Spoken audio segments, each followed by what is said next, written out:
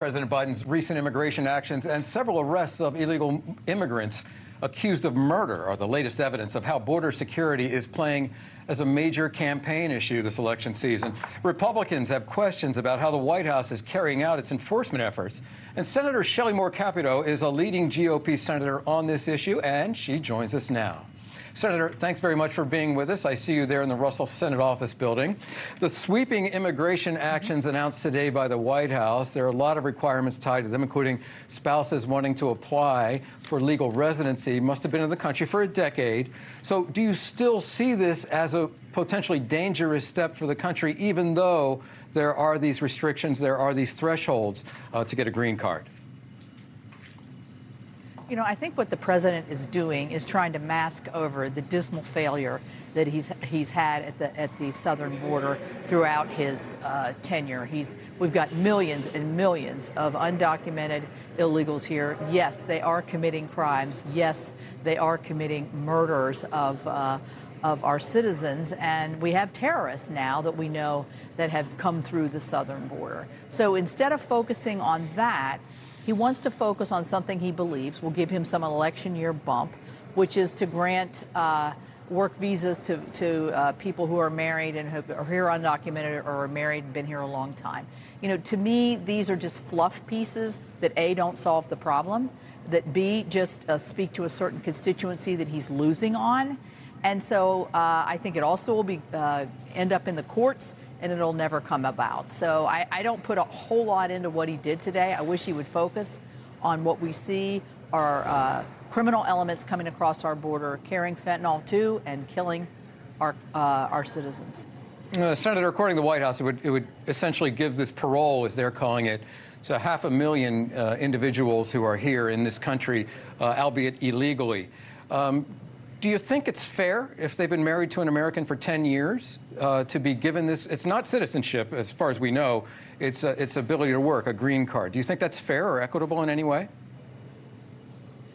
You know, I think that the substance of what he did today is just trying to appease certain elements who are looking at his immigration policy and don't agree with the direction he's going. Instead of spending his energy on people who've been here 10 years and are married to an American citizen, you know, that all sounds great to certain people. But the fact of the matter is he's turned a blind eye to where we have the real problem. Let's address the real problem here, Mr. President.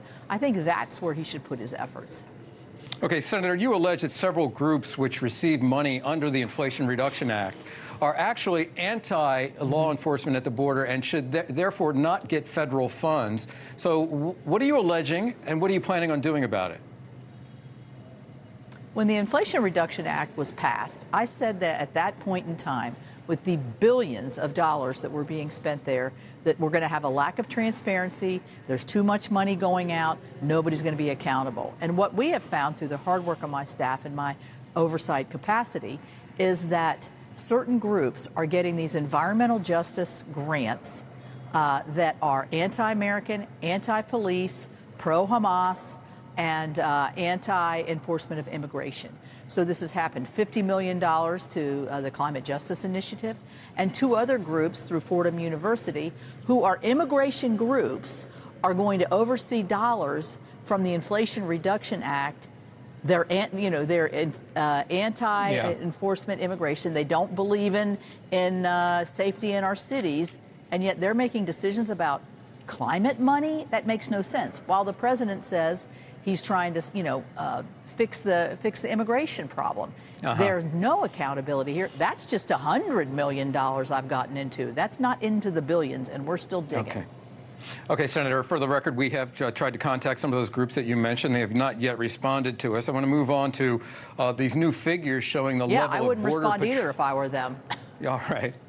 We'll give them some time. There are some new figures, however, that showing the level of Border Patrol apprehensions on the southern border is down since the president announced his actions to curb asylum, the ability to claim asylum when coming into this country for illegal migrants. In the last week, they're down below 3,000 for each day, which is significantly lower than it's been in the immediate past anyway. Our correspondent on the border reports this is the lowest number in 3 years. Does this mean the president's actions are working?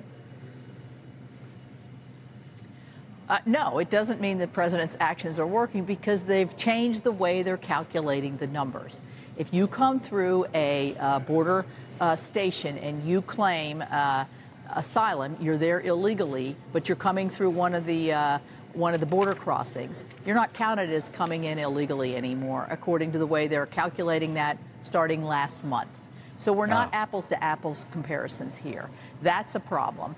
The other thing is, I think you see ebbs and flows in the immigration numbers. It could be holidays, it could be 100-degree heat, it could be a lot of things. You know, maybe some of it can be attributed to what the president said, but I hardly think so. All right. Senator Shelley Moore Capito, thank you very much for joining us on this hot Tuesday in Washington. Appreciate it very much. Yeah. Okay, thank you.